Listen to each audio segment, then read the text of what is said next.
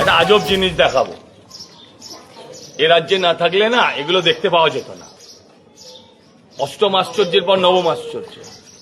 এটা কি দেখছেন?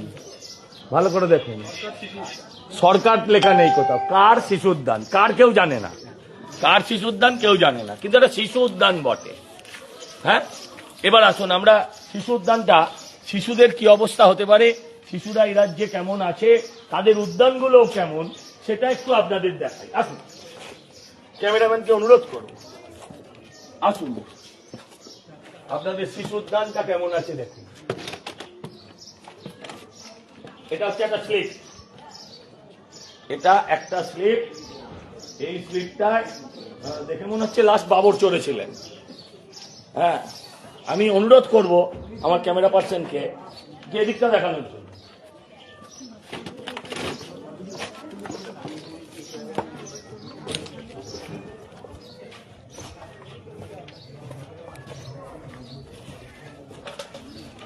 দেখবেন কোথাও সাপ টাপ থাকতে পারে। এইটা হচ্ছে না, এটা সিরাজদৌলার কামানটা নয়, কিন্তু এটাকে দেখে আপনি সিরাজদৌলার কামান ভাববেন না। এটা একটা ঢেই কুচকুচ। ঢেই কুচকুচ জানেন তো? এটা একটা ঢেই কুচকুচ। আর ওইটা হচ্ছে দোলনা। কোনো এক সময় এটা বরানগর, তো এখানে বিভিন্ন সাত্ত্বিক সনাতনী মানুষদের আসা যাওয়ার জায়গা।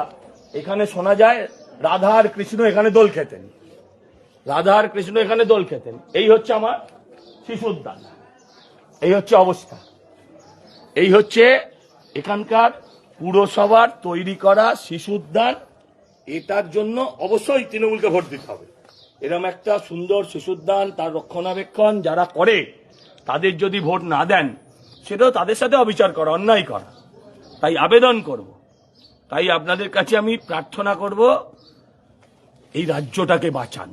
এই রাজ্যের শিক্ষা চুরি করেছে, স্বাস্থ্য চুরি করেছে, চাকরি চুরি করেছে, বাচ্চাদের একটা ছোট্ট এইটুকু খেলার জায়গা। দাঁড়ান দাঁড়ান, শিশুদ্যান একটা ভালো জিনিস দেখাই। এই দেখুন শিশুদ্যান, বাচ্চাদের যদি হঠাৎ খেলতে খেলতে পটি পেয়ে যায়, তার জন্য ব্যবস্থা করা আছে। এখানে পুরসভা আছে, এখানে পুরসভা আছে, এখানে কাউন্সিলর আছে। আমি তার থেকে বেশি অবাক হই, এখানকার মানুষরা, যদিও তারা বলছেন যে আমরা কেউই ভোট দিই না, কিন্তু উনি যেতেন, সেটা কেমন ভাবে সেটা আপনারা বুঝছেন, যে তাকেও এরা বারবার রেখেছে কেমন করে।